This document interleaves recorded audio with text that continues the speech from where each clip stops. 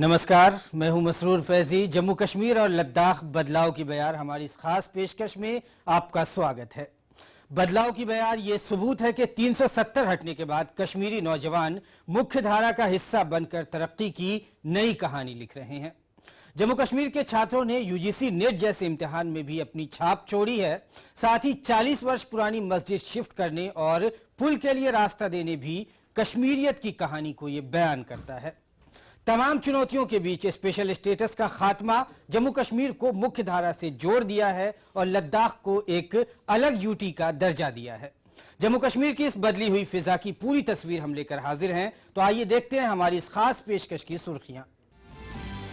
जम्मू कश्मीर के युवाओं ने यूजीसी नेट में दिखाया जलवा। यूजीसी नेट दिसंबर 2019 की परीक्षा में मुल्क में दूसरा नंबर। पुल निर्माण के लिए 40 वर्ष पुरानी मस्जिद को शिफ्ट करने का फैसला, ये है कश्मीरियत की शानदार मिसाल। नए साल में कश्मीर में एसएमएस सेवा शुरू, कश्मीर के लोगों ने किया स्वागत। और कश्मीर के गुलमर्ग में लोगों ने मनाया नए साल का जश्न। 2020 सभी की जिंदगियों में अमन शांति लेकर आए। ये थी सुर्खियां। अब खबरों पर तफसील से नजर डालते हैं। जम्मू कश्मीर से धारा 370 हटाए जाने के बाद सुरक्षा कारणों से इंटरनेट बंद होने के बावजूद यूजीसी नेट दिसंबर 2019 की परीक्षा में 83.5% अटेंडेंस रजिस्टर्ड हुई है। यूजीसी नेट दिसंबर 2019 के एग्जाम में केरल के बाद ये second highest percentage of attendance है, जो जम्मू कश्मीर के एप्लीकेशन क्वालिफिकेशन के लिहाज से अगर हम कहें तो 10.4% है और नेशनल एवरेज 8.2 है, जो कि क्वालिफिकेशन 10.2 है। यानी यूपी के बाद यूजीसी नेट के इम्तिहान में कश्मीर दूसरे नंबर पर रहा है। बदले बयार का यह सबूत है कि 370 हटने के बाद कश्मीरी नौजवान मुख्यधारा की तरक्की की नई कहानी लिख रहे हैं। आर्टिकल 370 जम्मू कश्मीर से हटाए जाने के बाद बहुत से नैरेटिव्स बनाए गए, कभी मीडिया की आज़ादी को लेकर, तो कभी जम्मू कश्मीर में हॉस्पिटलों को लेकर, कभी दवाइयों को लेकर, तो कभी एजुकेशनल इंस्टीट्यूट और तालीमी इदारों को लेकर। लेकिन इन सारे नैरेटिव्स को जम्मू कश्मीर के बोर्ड एग्ज़ाम में जो छात्रों ने भाग लिया, 99.5% छात्र छात्राओं ने बोर्ड एग्ज़ाम में भाग लेकर इन नैरेटिव्स को ख़त्म कर दिया। अभी हाल ही में दिसंबर 2019 के यूजीसी नेट का रिज़ल्ट आया है। इस यूजीसी नेट के रिजल्ट में जम्मू कश्मीर के 83.5% छात्र छात्राओं ने भाग लिया है और ये एक केरल के बाद सबसे बड़ी संख्या है। केरल से टोटल 84% छात्र छात्राओं ने भाग लिया यूजीसी नेट 2019 के दिसंबर के एग्ज़ाम में और जम्मू कश्मीर के 83.5% छात्र छात्राओं ने यूजीसी नेट दिसंबर 2019 के एग्ज़ाम में भाग लिया है। तो ये एक बहुत बड़ी उपलब्धि और ख़ास करके उन नैरेटिव्स के लिए भी जो नैरेटिव जम्मू कश्मीर को लेकर फैलाए जाते थे। इसके साथ ही हम आपको बता दें कि जम्मू कश्मीर के छात्र छात्राओं का जो परसेंटेज रहा इस एग्ज़ाम में 10.4%, जो ओवरऑल परसेंटेज है 8.2 है, उससे 10.4% आप खुद ही सोच सकते हैं कि जम्मू कश्मीर के छात्र छात्राओं का यूजीसी नेट जैसे एग्ज़ाम में भाग लेना और कामयाब होना, कामयाब होकर निकलना, ये बड़ी बात है, ये बड़ी उपलब्धि है जम्मू कश्मीर के लिए और जम्मू कश्मीर के छात्र छात्राओं के लिए। एक चीज़ और जो हम आपको बताना चाहेंगे, जो सबसे बड़ी बात है वो ये है कि जम्मू कश्मीर का जून 2019 का जो यूजीसी नेट का एग्ज़ाम था, उसमें कश्मीर से टोटल जो परसेंटेज ऑफ स्टूडेंट का था जो अटेंड हुए थे, एग्ज़ाम को अटेंड किया था, उनका 77 पॉइंट था। लेकिन इस मरतबा जबकि कश्मीर में नेट नहीं है क्योंकि सुरक्षा कारणों की वजह से इंटरनेट को बंद कर दिया गया है, उसके बावजूद इतनी बड़ी संख्या में छात्र छात्रा निकल कर आए और यूजीसी के एग्ज़ाम में शामिल हुए और यूजीसी के एग्ज़ाम में उनको क्वालिफिकेशन भी मिला, कामयाब भी हुए। यूपी के बाद जम्मू कश्मीर दूसरा स्टेट है जहां से इतनी बड़ी संख्या में, यूपी में टोटल जो है परसेंटेज ऑफ क्वालिफिकेशन 13% है, तो जम्मू कश्मीर में 10.4% है, जो इंडिया में दूसरा ये खित्ता होगा जहां की इतनी बड़ी संख्या में यूजीसी के एग्ज़ाम में स्टूडेंट ने कामयाबी हासिल की है। तो जम्मू कश्मीर के बदलाव की बयार यही है।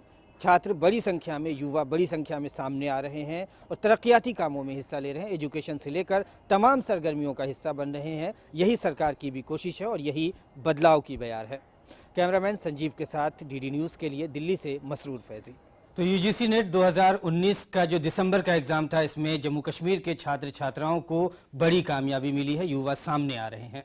श्रीनगर में सांप्रदायिक सौहार्द का एक बड़ा नज़ारा दिखाई दिया जब कमरावरी में इलाके में पुल के निर्माण के लिए बाधा न हो, इसके लिए 40 वर्ष पुरानी मस्जिद को शिफ्ट करने का स्थानीय लोगों ने फैसला किया। वो उस पर राजी हो गए। यहाँ के लोग काफी खुश हैं कि अब यहाँ पुल बनने से लोगों को ट्रैफिक जाम से निजात मिलेगी और साथ ही जम्मू कश्मीर की जो कश्मीरियत की मिसाल है वो लोगों ने वहाँ की पेश की है। देखिए ये रिपोर्ट। घर से मस्जिद है बहुत दूर, चलो यूं करें, किसी रोते हुए बच्चे को हंसाया जाए। निदा फासले का ये शेर कश्मीर के इन लोगों के जज्बों को बयान करता है। कई दशकों पुरानी ये मस्जिद यहाँ की धार्मिक आस्था का प्रतीक है, लेकिन पुल का काम भी लंबे समय से अटका था। मस्जिद निर्माण कार्य के बीच में आती थी। पहले कोशिश भी नहीं की गई, पहले जगह बदलने का प्लान भी बनाया गया था, लेकिन उस समय प्रशासन की ओर से नई मस्जिद के निर्माण के लिए जो पेशकश की गई थी उससे मस्जिद कमेटी सहमत नहीं थी। लेकिन यूटी बनने के बाद यहाँ के स्थानीय प्रशासन ने जो पहल की है उसका ये स्वागत कर रहे हैं। डीसी साहब आया, इसने इसको इमरजेंसी किया, हमको बुलाया वहाँ से, पूरी इत्मीनान से इससे बात की। उसने हमको ये बोला या हम इसको इतना पैसा देंगे तो आप मस्जिद हटाओ, पुल उधर से जाएगा। जो कमरवारी चौक है अक्सर उसमें जाम होता है। जो भी सोपोर से कुपवारा से कहीं भी से मतलब मरीज आते हैं एम्बुलेंस में, वो वही दम तोड़ लेते हैं, क्योंकि सोवरा यहाँ से आता है, क्योंकि मतलब ये जो दूसरा पुल है उसमें जाम आम था। उसकी वजह से हम मतलब सरकार से मतलब ये कि सेटिस्फाई हो गए हैं, हाँ हम उठाएंगे मस्जिद। दूसरी बात ये मतलब हमारे दीन में भी ये है कि अगर मतलब किसी पुल को मतलब बटी बटी कुछ उठी होगी तो मस्जिद को उठा मतलब पुल को लगाओ, ये हमारी मतलब दीन में भी है। यहाँ के लोग कहते हैं कि हमें खुशी है कि हम इंसानियत के लिए कुछ योगदान दे रहे हैं। इस पुल के बनने से ट्रैफिक जाम की समस्या हल होगी। वहीं एक अन्य स्थानीय निवासी मकबूल ने कहा है कि हम अगर किसी के काम आ सके तो उससे बड़ी इबादत कोई नहीं है। पुल बनने से आम लोगों की कई मुश्किलें कम हो जाएंगी। सब लोगों को फायदा है, क्योंकि जब दूसरा पुल तैयार हो जाएगा तो जो भी मतलब खास करके जो इंसानियत है, इंसान ऊपर वाले ने इंसान बनाया है, ये उसको बचाने के लिए जो भी मतलब ट्रैफिक जाम में इंसान मतलब गुजर जाता था, मर जाता था, वो नहीं होगा। ये इंसानियत का काम है। कमरवारी में बनेगा 166 मीटर ये लंबा पुल, जिसके लिए सरकार और मस्जिद प्रबंधन के बीच समझौता हुआ है, जिसमें जिला प्रशासन की ओर से मस्जिद के पुनर्निर्माण की पूरी लागत वहन करने और 12 महीने के भीतर इसे पूरा किए जाने का प्रस्ताव शामिल है। अधिकारियों ने बताया है कि 10 करोड़ रुपए की लागत वाली ये पुल परियोजना 2002 में शुरू हुई थी। कामकाजी लोग हैं, उनका ये कहना है कि उन्हें काफ़ी दिक्कतें इससे होती हैं और अब इन लोगों को उम्मीद है कि जब ये नया पुल यहाँ पर बन जाएगा तो ये जो समस्याएं यहाँ पर आ रही हैं इनका काफ़ी हद तक समाधान हो पाएगा। इसके साथ ही जो आस्था का प्रतीक ये मस्जिद यहाँ पर है, जिसके लिए स्थानीय लोगों की सहमति मिल गई है, इनका भी ये कहना है कि ये इनकी आस्था का प्रतीक ज़रूर है, लेकिन जो अल्लाह है वो भी यही बताते हैं, जो दीन है वो मानवता की रक्षा के लिए होता है, मानवता के विकास के लिए होता है, और वो कहीं भी अगर इसमें आड़े आती है तो सर्वप्रथम उसका त्याग कर इंसानियत को प्राथमिकता देनी चाहिए, और वही प्राथमिकता इन लोगों ने यहाँ पर दी है। कैमरामैन AK के साथ रमा त्यागी, DD न्यूज़, कमरवारी। देखा आपने कि कैसे बदल रहा है कश्मीर और कश्मीरियत की शानदार हमने आपको मिसाल दिखाई। आगे बढ़ते हैं। जम्मू कश्मीर लद्दाख के बदलाव के बयार की जब हम बात करते हैं, जब हम कहते हैं, तो जाहिर तौर पर संसद के उस बड़े फैसले का जिक्र जरूरी है जो 2019 में आर्टिकल 370 और 35A को निरस्त करके सरकार ने जम्मू कश्मीर को लेकर एक बोल्ड डिसीजन लिया। भारत के अन्य राज्यों और केंद्र शासित प्रदेशों की तरह यहां के हर तबके के लोगों को मानव अधिकार के साथ साथ जनतांत्रिक फैसले के लिए उन्हें संवैधानिक अधिकार दिया। वर्षों बाद जम्मू कश्मीर में पंचायती राज निजाम गांधी जी के सपने को पूरा कर रहा है। हम आपको दिखाते हैं कि जम्मू कश्मीर का साल 2019 कैसा रहा और लद्दाख के लिए क्या बदलाव लेकर आया, और साथ ही 2020 में पूरे खित्ते की तस्वीर किस तरह से बदलेगी। देखिए ये रिपोर्ट। साल 2019 जम्मू कश्मीर और लद्दाख के लिए कई मायनों में बहुत ही खास रहा। कुछ बड़े फैसलों के साथ ही कई घटनाओं ने यहाँ की तस्वीर बदल दी। हम आपको इन्हीं बड़ी घटनाओं के बारे में बताते हैं। पुलवामा हमला। 14 फरवरी को पुलवामा में CRPF काफिले को निशाना बनाया गया। इस हमले में सीआरपीएफ के 40 जवान शहीद हो गए। भारतीय वायुसेना ने पाकिस्तान के खैबर पख्तूनख्वा प्रांत में स्थित बालाकोट में आतंकी कैंप पर एयर स्ट्राइक कर 300 आतंकियों को मार गिराया। भारतीय वायुसेना के जांबाज विंग कमांडर अभिनंदन MiG-21 लड़ाकू जहाज से पाकिस्तानी लड़ाकू जहाज को खदेड़ते हुए पाकिस्तानी सीमा में घुस गए। पाकिस्तानी फाइटर जेट F-16 को मार गिराने के बाद अभिनंदन का MiG-21 दुर्घटनाग्रस्त होकर पाकिस्तान में जा गिरा और उन्हें पाकिस्तानी सेना ने गिरफ्तार कर लिया। 2 दिनों तक पाकिस्तान की हिरासत में रहने के बाद भारत द्वारा बढ़ते दबाव के कारण पाकिस्तान ने अभिनंदन को 1 मार्च को वाघा बॉर्डर पर रिहा कर दिया। कश्मीर में पहली बार 2 मई को हाई स्पीड ब्रॉडबैंड सेवा शुरू हुई। इसके तहत पुलवामा BSNL का भारत फाइबर पाने वाला पहला क्षेत्र बना। जम्मू कश्मीर के कठुआ में 8 साल की बच्ची से दुष्कर्म कर उसकी हत्या करने का दिल दहला देने वाले मामले में 11 जून को अपने ऐतिहासिक फैसले में सभी आरोपियों को सजा सुनाई गई। ये कदम केंद्र के 5 अगस्त की घोषणा के अनुरूप उठाया गया, जिसमें अनुच्छेद 370 के तहत राज्य को मिले विशेष दर्जे को वापस ले लेने और राज्य को 2 केंद्र शासित प्रदेशों में बांटे जाने की बात कही गई थी। जो सपना सरदार वल्लभ भाई पटेल का था, बाबा साहब आम्बेडकर का था, डॉक्टर श्यामा प्रसाद मुखर्जी का था, अटल जी और करोड़ों देशभक्तों का था, वो सपना अब पूरा हुआ है। जम्मू कश्मीर और लद्दाख में एक नए युग की शुरुआत हुई है। अब देश के सभी नागरिकों के हक भी समान है और दायित्व भी समान है। जम्मू कश्मीर और लद्दाख को 2 केंद्र शासित प्रदेशों में बांट दिया गया और दोनों राज्यों के लिए उपराज्यपाल नियुक्त किए गए। इस साल कई चीजें पहली और आखिरी बार हुई। सत्यपाल मलिक जम्मू कश्मीर राज्य के अंतिम राज्यपाल बने। गिरीश चंद्र मुर्मू 31 अक्टूबर को जम्मू कश्मीर केंद्र शासित प्रदेश के पहले उपराज्यपाल बने। वहीं पूर्व नौकरशाह राधा कृष्ण माथुर लद्दाख के उपराज्यपाल बने। पंचायती राज लोकतंत्र की मजबूत कड़ी है। जम्मू कश्मीर में विकास की रूपरेखा ग्राम सभा तय करे और योजनाओं का लाभ आम आदमी तक पहुंचाया जाए, इसके लिए यहाँ पंचायत चुनाव कराए गए। ग्रासरूट डेमोक्रेसी की जड़ों को गहरा और मजबूत करने के लिए निकाय और पंचायतों को सरकार डायरेक्ट मदद देकर मुख्य धारा से जोड़ रही है। पंचायत और निकाय ग्रासरूट डेमोक्रेसी को और मजबूत कर रहे हैं, साथ ही ग्राम सभा सत्ता को आम लोगों के बीच स्थापित कर रही है। कश्मीर और लद्दाख में भारी बर्फबारी की वजह से रात का तापमान गिरने का सिलसिला जारी है।